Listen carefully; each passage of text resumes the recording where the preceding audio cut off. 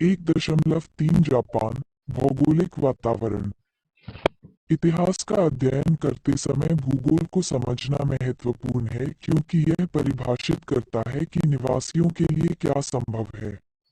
जापानी द्वीप समूह अपेक्षाकृत हाल का ही निर्मित है। ये प्रक्रिया केवल कुछ 15 मिलियन साल पहले शुरू हुई थी, लेकिन जैसा कि हम इन द्वीपों को जानते हैं, ये ज्यादातर 2-5 मिलियन वर्षों के दौरान निर्मित हुए हैं। इन द्वीपों की रचना 4 विवर्तनिकी प्लेटों टेक्टोनिक प्लेट के टकराव से हुई है। ये टकराव भूकंप और ज्वालामुखी विस्फोटों का उत्पादन जारी रखते हैं।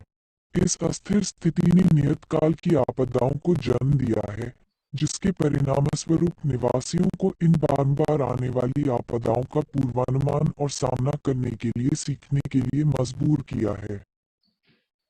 पूर्व और दक्षिण पूर्व एशियाई क्षेत्र हिमयुग के हिमनदों ग्लेशियरों से प्रभावित नहीं थे, और क्योंकि जापानी द्वीप समूह विभिन्न अवधियों में महाद्वीपीय मुख्य भूमि से जुड़ा हुआ था, इससे इस क्षेत्र को जैविक प्रचुर संपदा का लाभ मिला।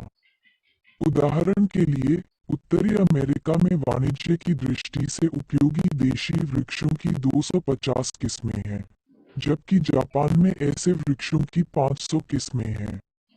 यह विकास के लिए एक समृद्ध संसाधन रहा है, लेकिन साथ ही प्रकृति ने जापान को विकास के दौरान कई तरह से प्रतिक्रिया देने की अनुमति दी है।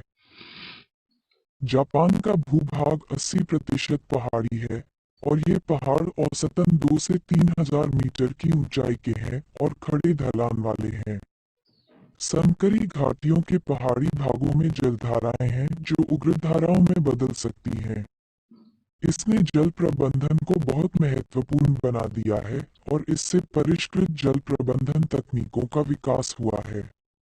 कृषि विकास काफी हद तक मैदानी इलाकों तक ही सीमित था, लेकिन स्थानांतरित कृषि, स्वीडेनी कृषि या झूम कृषि को व्यवहार में लाया जाता था। ईंधन, चारा और घास पात के लिए खड़ी पहाड़ियों पर खेती करने से अपक्षरण होता है और बाढ़ आती है क्योंकि पहाड़ियों के ढलान अपने वन आवरण से वंचित हो जाते थे। इसने वनाच्छादित क्षेत्रों को बनाए रखने के प्रयासों को भी जन्म दिया।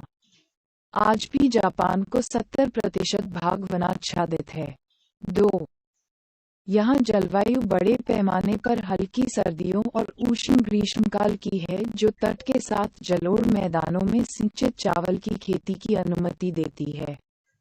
चावल की खेती प्रमुख रही है क्योंकि यह प्रति हेक्टेयर एक उच्च कैलोरी की उपज देती है। इसके बावजूद कि जापान की केवल 20% भूमि खेती योग्य है। इसलिए जापान ऐतिहासिक रूप से उच्च आबादी को आश्रय देने में सक्षम रहा है।